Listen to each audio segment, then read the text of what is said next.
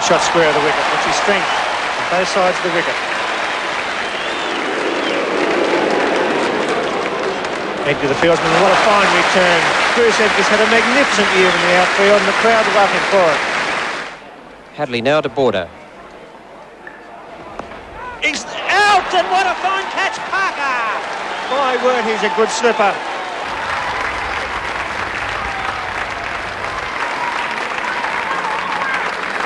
Well, first blood for the New Zealanders, and a bit fortunate perhaps that John Parker re-included into this team. Very fine slip, and what a good delivery from Richard Hadley. Committing Alan Border to play it, squared him up, and the ball just reaching John Parker, just getting the hands underneath it and tossing it in the air. Alan Border having a quick look around to see that he caught it. Ian Smith was sure of it, and so was the umpire. And that's the end of Alan Border, and Australia 1 for 8. And that's a touch of class.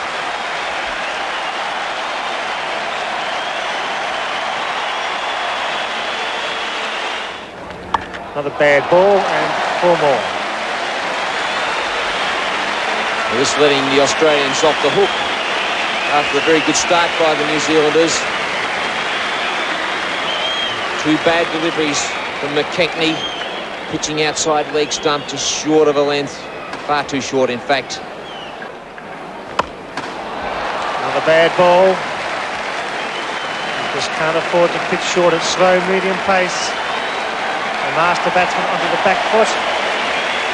Pulled it through McGibbon. McKechnie in only his second over and 16 runs coming from them. 8 from both overs so far, and that a very easy delivery for Greg Chappell to put away. Short of a length. And then a glorious cover drive.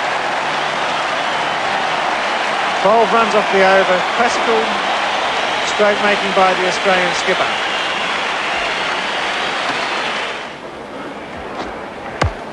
Good shot.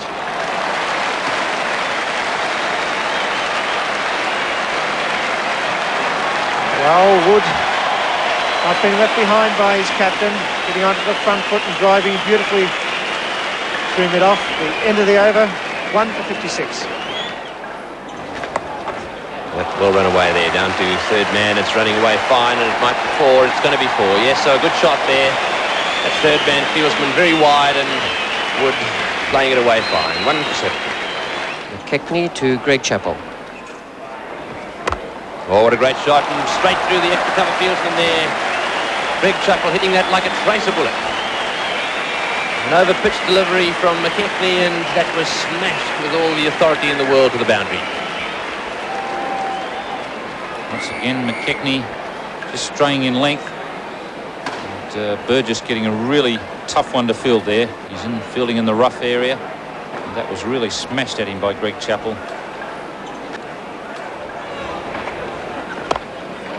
Oh, what a beautiful shot. Well, apart from hitting the ball well, Greg Chappell certainly is finding the gaps. That ball slightly over-pitched on leg stump and dispatched to the mid-wicket boundary. Beautiful stroke.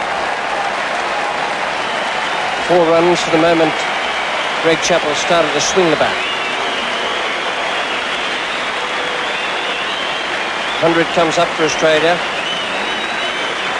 Some great batting there. And real pressure being applied now to the New Zealanders. McEwen to Wood.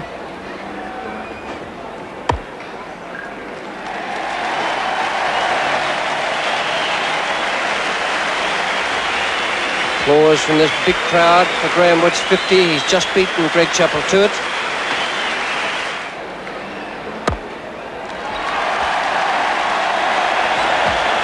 And Greg Chappell responds with a single to bring up his own half-century.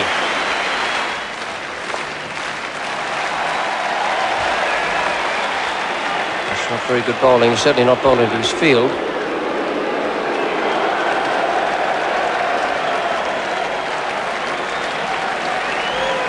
One for 130. Lance Cairns now to Greg Chappell, and what was about to happen will live long in New Zealand memories, not to mention the memories of the 2 umpires. It's between two fielders, is it? What a catch! That is one of the best catches I've ever seen in my life.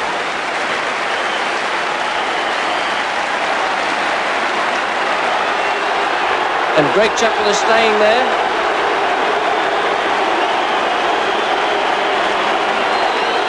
Umpires are conferring. Snedden says he caught it.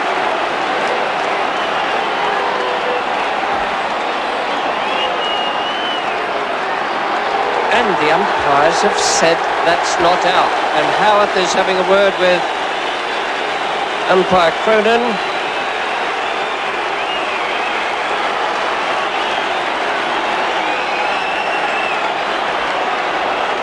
I would suggest that the umpires didn't see whether that ball carried or not, and Snedden is saying, I caught it.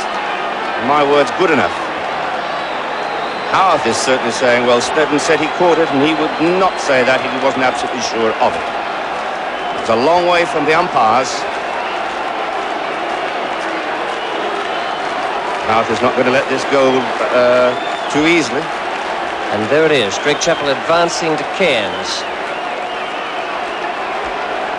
Fielder Snedden racing in.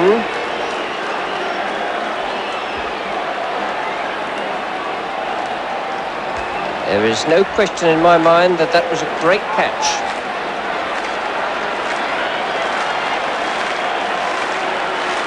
Clearly caught above the ground. A superb catch.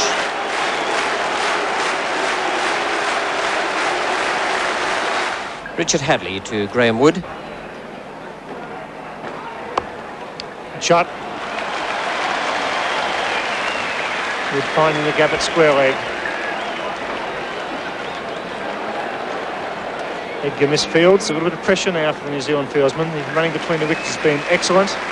3 runs. McEwen to Wood. Bowled him. McEwen's broken through, and that's a vital one for the New Zealanders. Just as we were saying how well they were playing and controlling the situation, Wood once again trying to hit over Wong On and paying the penalty. Well, it has been a problem shot for Wood.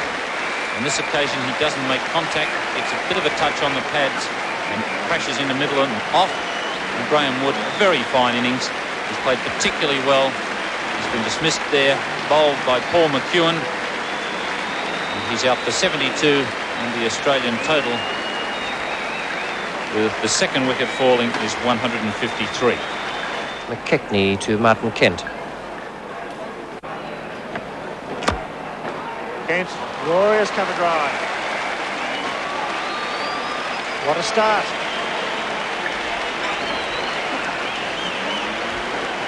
Well, that's a brilliant start to an innings. He won't hit a shot much better than that at any time during his innings, but to get off the mark with a perfect cover drive, great timing, tremendous placement, that will do a lot for the confidence of Martin Kent. Paul McEwen now, and Greg Chappell's taking strike. Hit that. It's a big hit. 4 runs. Chappell charges, gets it on the up. McEwen. 3 runs to Chappell. The end for McKechnie, his final over. Snedden now to Greg Chappell. And Martin Snedden would appreciate the delicious irony of this look-alike catch. Having said that, Keith, my opinion, as Greg Chappell plays one away, and there's another one taken out there. Beautiful catch, and this time Greg Chappell's on his way. What a magnificent catch, almost in the same position as the one caught by Snedden, which was given not out. Edgar coming in, diving, and what a magnificent catch. Well, justice has been done, even though just a little late. Greg Chappell not going on and getting 100, but what a magnificent catch. Bruce Edgar out in the deep. Similar circumstances to the previous one when he was in the 50s, and very little difference between both catches. And what a great catch by Bruce Edgar out in the deep. Not sliding forward, but rolling over. And a jubilant Bruce Edgar as he holds the ball up and signals the end of Greg Chappell's innings. And he is out for 90. And Australia 3 for 199. He's hit that. It's gone up high in the air. He might be out. It's going to be difficult to catch. It's dropped right between them. Well, misjudgment there by Howard and Bracewell, and a big mistake there by the New Zealanders. A very frustrating one for Howard. They should have caught that. Well, they certainly got onto their feet, Tony, but not for the fact that it went for 6, but the placement of Rod Marsh should have been a simple catch for someone down there, but obviously no calling by Bracewell or the fellow who was charging across, Captain Jeff Howard, who came across from mid-on. And the ball at the end landing right between the two of them. Kent going for the big one. What a great shot down the ground. No, there's someone underneath it. Oh, he's missed it again. Misjudged in the outfield. The ball rolling away, and it's 4. Well, New Zealand is really slumping under pressure in the outfield. That ball hit high and straight, and should have been out.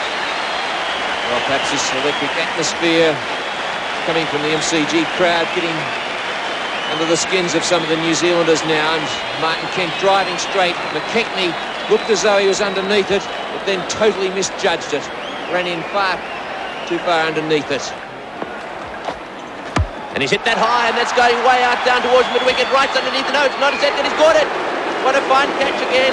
Very well judged this time by him, following that great catch taken off Greg Chappell, and that's the end of Martin Kent. Unusual shot from Martin Kent. In fact, it was well hit. Snedden bowling short, pinged into the outfield from outside off stump by Martin Kent. Another good catch by Bruce Edgar. Judged it perfectly, just down on one knee. And once again, just holding it up. So that's 2 good outfield catches by him. First that one of Greg Chappell, and secondly off, to get rid of Martin Kent. Australia now 4 for 215. And he's gone for the big one, but not again timing it very well, but it's raced away down towards square leg and well fielded down there. They'll be looking for 3, and Walters turning for the 3rd, and they've made it. Well, Keith, it's going to be interesting to see how Dougie Walters plays this. In my opinion, he's got to have a go at every ball. And that's the end of the over. Another slow one, and again that one deceiving Marsh. Struggling to adjust there to the pace of the ball, and Hadley having a little chat to him there, and of course Marsh offering him the bat. And the little chat continuing. Marsh throwing the ball over the top of his head, and the crowd love it. Rodney Marsh not impressed there with the antics of Richard Hadley. It's the last ball of Hadley's over, and his spell, and that one's hit in the air. It's gone way down towards the deep square leg boundary. And what's more, it's 4, and as Marsh goes past Hadley, just a little word in his ear. What a fine shot that was. And they look for 2. Walters coming back. It could be close. Good throw, and it's Walters home. So that ball just a little bit wide there for keeper Smith, and Walters a quick 2. Still a fair bit of moisture in the outer amongst that crowd. But the last ball of the Australian innings, and Rod Marsh on strike. Crowd chancing 6, 6, 6. Marsh hits it. Going down towards deep mid-wicket. Coming back for the 2nd. And that's what they'll settle for. So 2 to Marsh.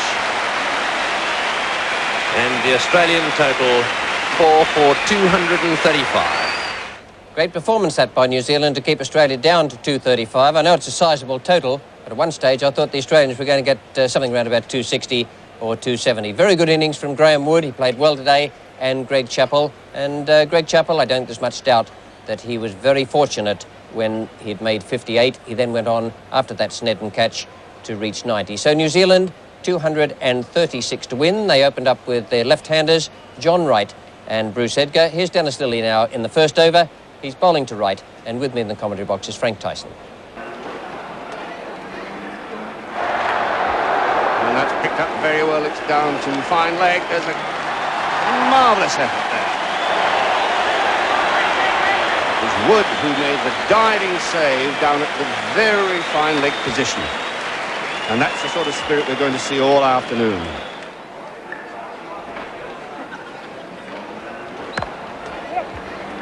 Perfectly placed by by Bruce Edgar.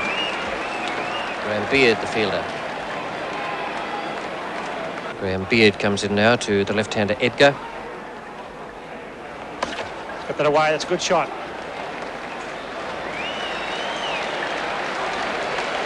Four to Bruce Edgar. The first 4 by the New Zealanders. It's in the air, but it's safe. Well struck. Clears Hughes at mid-on. That's just what New Zealand needed at this stage. 2 quick fours.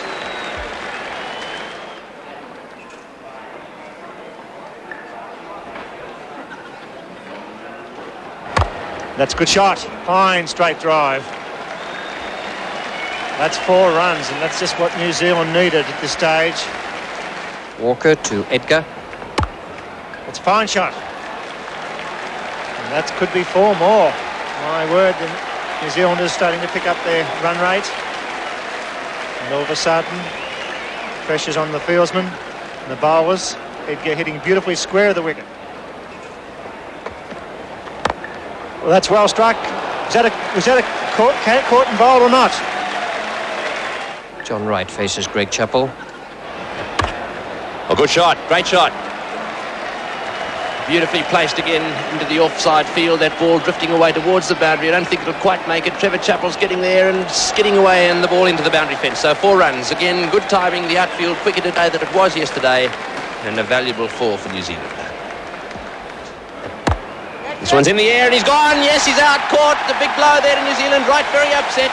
Bowing his head. That one hit straight to Martin Kent. And the breakthrough coming for Australia. Crowd showing their appreciation of good, tight, tactical bowling by Greg Chappell. First blood for Australia in this New Zealand innings. Greg Chappell just pegging away just short of a length outside off stump. Martin Kent taking the catch just above his head and going backwards. Not easy to pick them up in that spot out there. You're looking into that big, vast crowd down at the southern stand. And the end of John Wright. He got New Zealand off to a good start. He's out for 42 and New Zealand 1 for 85. It's well played by Howarth. Beating Chappell, who's fielding at backward point, and on border down there with a good throw. That brings up the 100 and cheers from this huge crowd, and I suspect just the New Zealanders there on their feet. 1 for 101. Hitting 236 to win. Trevor Chappell to Bruce Edgar. Well, he's got that one away, and it's racing away down to the final leg boundary. It's very quick out there. Martin Kent coming around. He's going to have to dive. He doesn't dive. He gave that away. 4 runs. And that certainly got the pressure off them a little bit. Bowling to Edgar. It's in the air and in the square of the wicket, and that's his 50. A very vital 52, and getting 3 for that shot.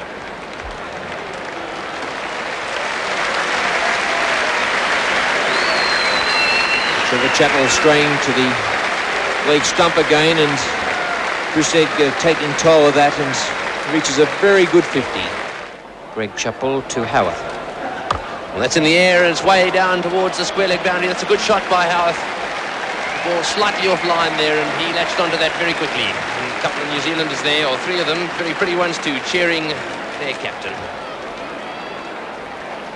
Well calculated shot from Jeff Howarth, putting the front foot right down the pitch of the pitch of the ball, covering his stumps, and hit it square. There was no one out there. A man straighter, a man finer, and it was good placement. Oh, there's a big appeal. He's given him out. What a great breakthrough. Greg Chappell there finding the outside edge of the bat. Rod Marsh taking a magnificent catch, and the pressure showing on the Australian captain. It's difficult for a wicketkeeper when he's standing up to a medium pacer. Take the edge, and good delivery from Greg Chappell just outside off stump, and a thick edge there from Jeff Howarth. First glance it looked a fine one, but it was a thick one. And a very difficult catch for Rodney Marsh, and well gloved by him. New Zealand 2 for 117, and here's an interesting change in the batting order. The hard-hitting right-hander Lance Cairns comes in at number 4. Well, Australia tried a similar move with Rodney Marsh. I wonder if this will succeed, as did the Australians ploy. Oh, thank you very much indeed, Tony. And there's a big hit straight away from Lance Cairns. Very juicy indeed. And 4 runs, thank you very much indeed. Here comes Chappell again. And that's another vicious drive unleashed, and it's through. It's through. That's another 4 runs. It was a great shot. Max Walker didn't have all that power to go across to his right. It was hit with enormous power. Greg Chappell bowls to Bruce Edgar. That's a very good shot again. Walker coming into the side screen and can't do anything about it. Once it goes under the side screen, it's 4 runs. Run rate creeping up, it's 3.94. Bowled him.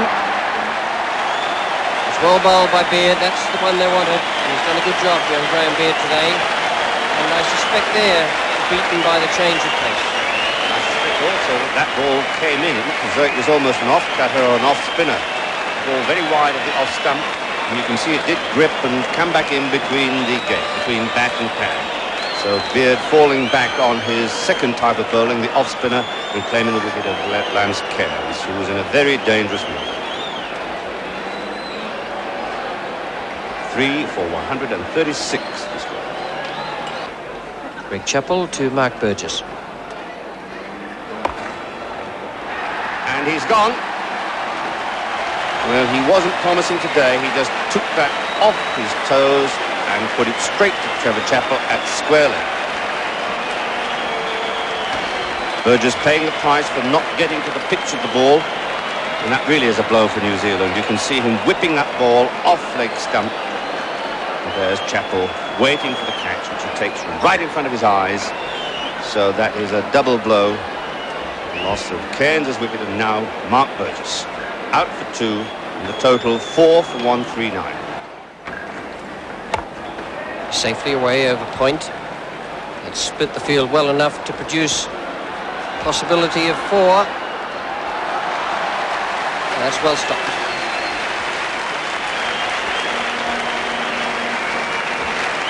Yes, the 4 was saved, and for a moment I thought they were going to run 4. Perfectly safe shot. It's over the inner ring of fieldsmen, and away it goes with an amount of slice that would do credit to my golf. Right the way down to deep third man, and this is a pretty good save there by Kent. Beard to McEwen.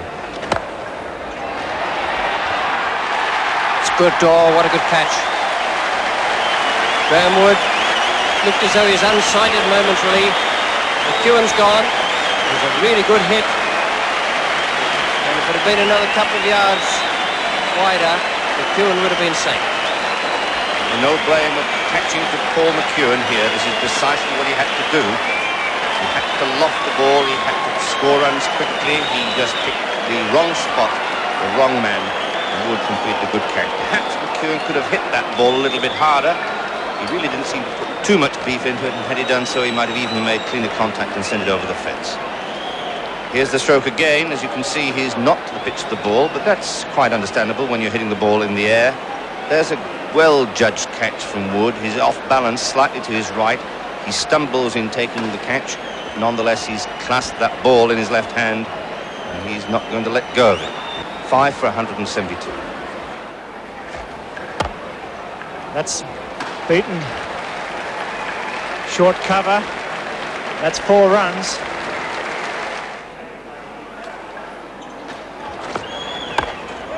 There he goes, well played, Bruce Edgar. What a fine hand. Congratulations to him. He's going back for the second and he gets it. Edgar 101. Tremendous innings under pressure. Standing ovation for the little left-hander. Well, that's a tremendous hand from Bruce Edgar, and that's a great tribute from the Melbourne crowd. They're on their feet, 140 balls in 183 minutes, and that really is a fantastic performance by the little left-hander. And you can't get a better tribute than a 50,000 Melbourne crowd recognising that wonder. Lily to Parker.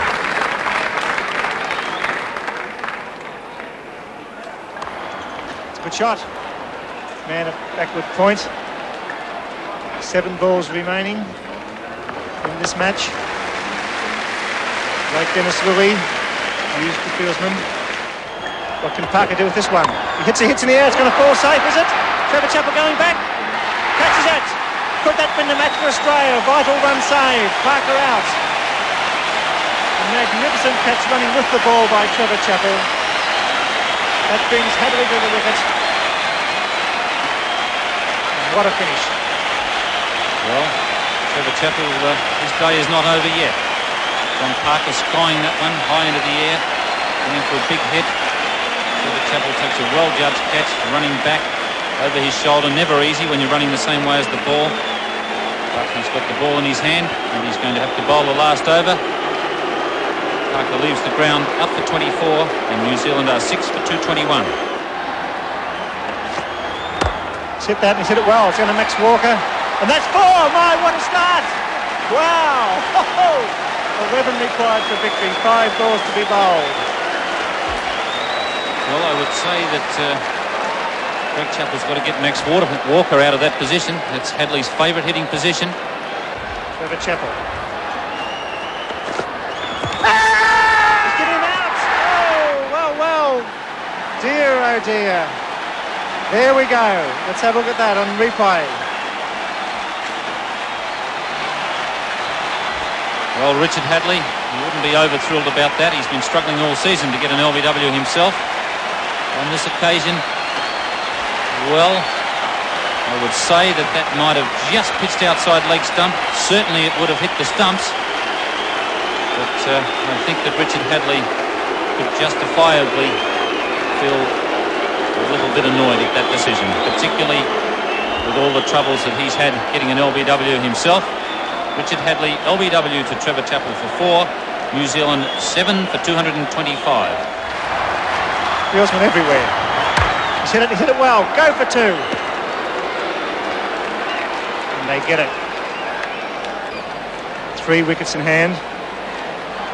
Marsh up for the stumping or the run through. He's hit that, and that's runs. That's at least 1. He'll probably go for the second, test him out. He's going. He's made it. He's home. What a great effort. Ian Smith.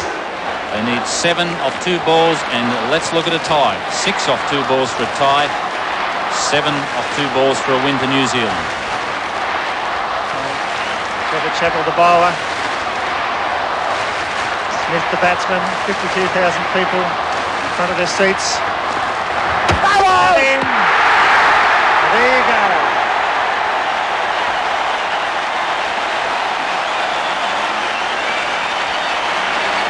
Trevor Chappell, short of the length. Trevor Chappell coming on to bowl the last and vital over. Put away for 4, and he's picked up 2 wickets. Trevor Chappell slamming that one in short of the length. It doesn't bounce very high, and that's what's beaten Ian Smith. The fact that it's kept a little bit low. He was hitting across the line, looking for the big hit over mid-wicket. It's gone underneath his bat and just hit about just under halfway up the stumps. Ian Smith is out, bowled Trevor Chappell for 4, 8 down for 229, and New Zealand's only hope now is a 6 off the last ball for a tie.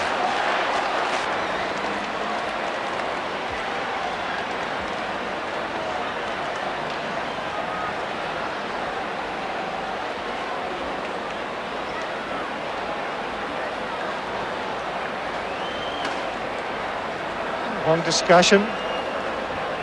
Well, it looks to me as if they're going to bowl underarm off the last ball. Rod Marsh is saying no, mate, but I'm sure he's going to bowl an underarm delivery on the last ball and bowl it along the ground and be sure that it has not been hit for 6. The umpires have been told, the batsmen have been told, and this is possibly a little bit disappointing. Let's make sure it is an underarm, but I've got the feeling as a big ex-Victorian skipper, we're going to bowl an underarm. Have you ever believed it? And that's a disappointing finish. Disappointed Brian McKechnie, the crowd boo. And it's all over. After 50 overs, New Zealand 8 for 229. Well, that's disappointing. Bruce Edgar saying, what's going on? They're very disappointed, Bruce Edgar. At the moment, Howard coming onto the field.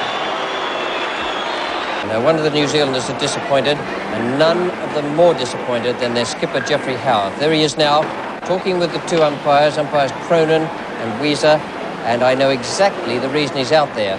He's played his cricket over in the United Kingdom with Surrey for a number of years, and the Benson and Hedges domestic competition there is a series of rules designed to make the game flow freely and to avoid incidents such as the one that happened here today. Now there is the relevant rule on page 2, and it says that no bowler shall be permitted to bowl underarm, and that's what Geoffrey Howe is out there talking to them about. It is not in the Australian Benson Hedges World Series Cup rules because the administrators didn't put it in. I hope they put it in by tomorrow morning, otherwise there'll be a lot of criticism for what was a disgraceful performance out there today. The other thing is that the reason it all happened, in my opinion, is that the captain got his sums wrong. Now, from over number 42, we were saying in the commentary box that he'd made a nonsense of it and that he was going to be in trouble having Lilly bowl the 50th over, which was the ideal thing to do. You must have your best bowler bowl the 50th over. And Lilly, Marsh and Greg Chappell and Hughes were there counting on their fingers trying to work out who should bowl 46, 7, 8, 9 and 50. As it turned out, the sums were done so badly that Trevor Chappell was left to bowl the 50th over, and that's how it all happened. It was panic stations, and then when McKechnie had to hit a 6 off the last ball, just to tie, mind you, not to win, just to tie, then the panic became real, and they made certain that New Zealand couldn't tie the match. Now, everyone around Australia will have their own ideas on that, and we always get letters and phone calls about different things that happen, so I don't expect anyone to agree with me. I don't expect that you'll get more than 50% agreement on anything. Let me just tell you what I think about it.